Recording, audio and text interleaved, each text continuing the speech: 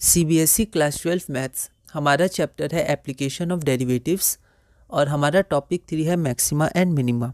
ये हमारा last question है इस चैप्टर का और इस क्वेश्चन को पूरा करने के बाद, इसे डिस्कस करने के बाद जो हमारे क्लास 12 में 13 चैप्टर्स हैं उनके सारे प्रीवियस ईयर क्वेश्चंस हमने देख लिए हैं। मतलब मैक्सिमम जितने प्रीवियस ईयर क्वेश्चंस हमने देखे हैं वो हम देख लिए हैं।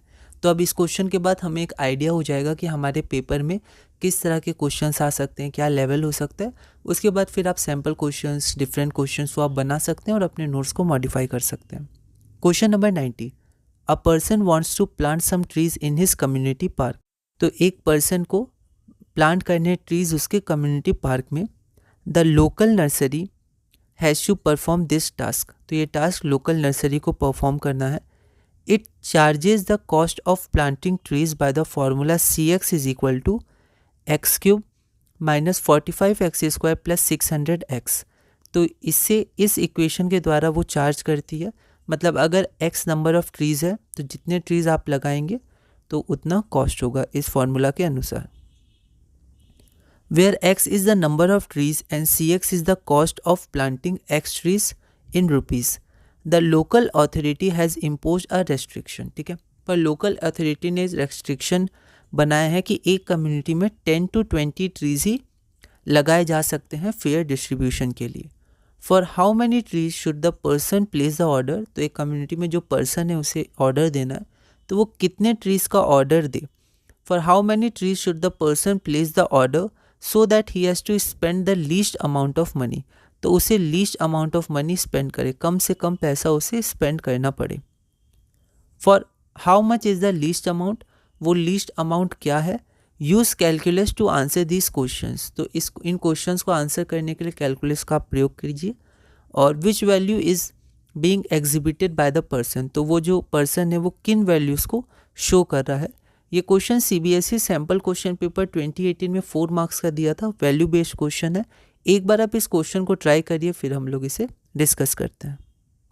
तो यहाँ 4 मार्क्स है पर हम लोग अच्छे से लिखेंगे इसको। गिवन क्या है, cost of planting the trees इतना है, इक्वेशन 1। अब यहाँ पर रेस्ट्रिक्शन दिया हुआ है तो हम लिख देंगे x जो नंबर ऑफ ट्रीज है 20 के इक्वल या कम हो सकता है और 10 से ज़्यादा या इक्वल हो सकता है। Let us assume that the function CS is continuous in the interval. क्योंकि डिफ्रेंशिएट करना है तो पहले मान लेते हैं ये जो फंक्शन है वो इस इंटरवल में कंटिन्यूस है। On differentiating 1 with respect to x on both sides. अब हम क्या करेंगे, नॉर्मल प्रोसेस, क्योंकि मेन इक्वेशन हमें दी ही हुई है। ठीक है, 2 वेरिएबल है कॉस्ट और x। तो अब हम डायरेक्ट डिफ्रेंशिएट कर देंगे तो इतना आ जाएगा। फिर इक्वल टू 0 पुट कर देंगे फॉर मैक्सिमम मिनिमा। तो x की वैल्यू 10 आ सकती है, पॉजिटिव है, बिल्कुल आ सकती है। x की वैल्यू 10 हो भी सकती है और 20 भी हो सकती है। ठीक है, तो अब किस में मैक्सिमम है, किस में मिनिमम है, या फिर दोनों में क्या है, इसको हमें शो करने के लिए, पता करने के लिए डबल डिफ्रेंशिएशन करना होगा।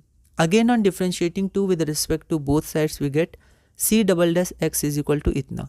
x इक्वल टू 10 पे पुट हम लोग जब करेंगे, x इक्वल टू 10 जब हम लोग इसमें पुट करेंगे तो देखेंगे लेस देन 0 है। तो कॉस्ट यहाँ पर हमारा मैक्सिमम आ जाएगा, है ना, लेस देन 0 है।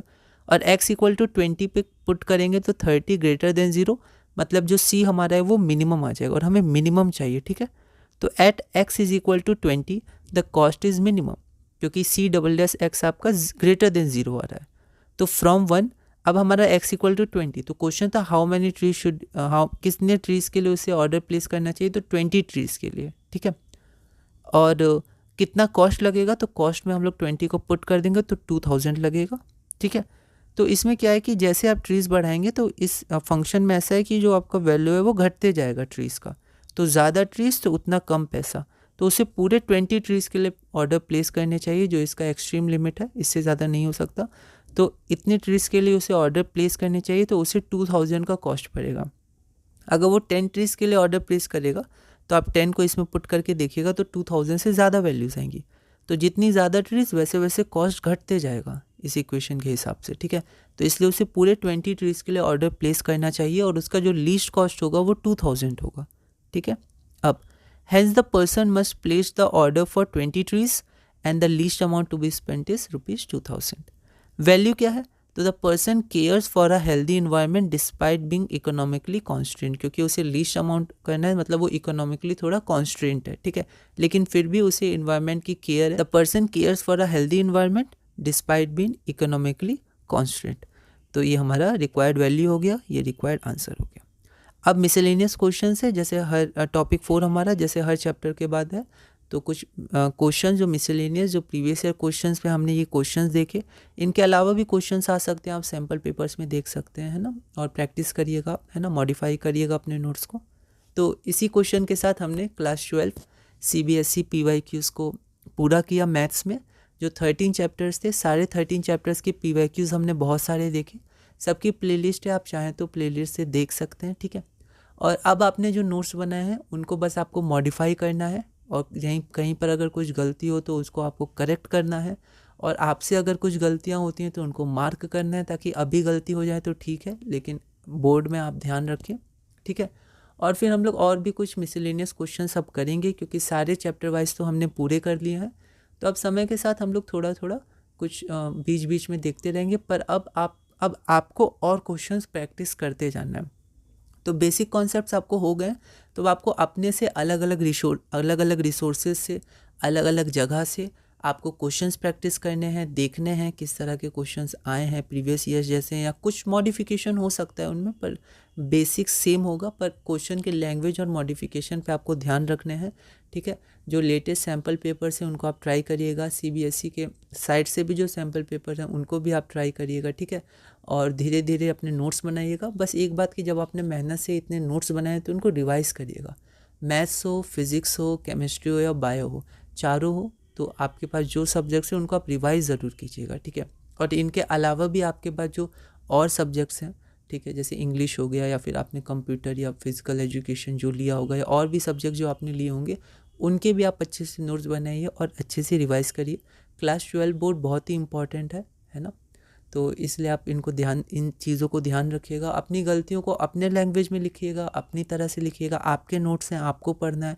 सिंबल्स बनाइए, साइन लिखिए, है ना, एरोज़ बनाइए, कनेक्ट करिए और धीरे धीरे आगे बढ़िए। तो इस वीडियो में हमने क्लास 12 के PYQs पूरे किए, और अब हम लोग मिसलेनियस भी देखेंगे बीच बीच में। तो अब आप डिफरेंट क्वेश्चंस बनाइएगा और धीरे धीरे आगे बढ़िएगा, और आप सबको all the best for the board. और इसी तरह आप धीरे धीरे पढ़िएगा और आगे बढ़िएगा।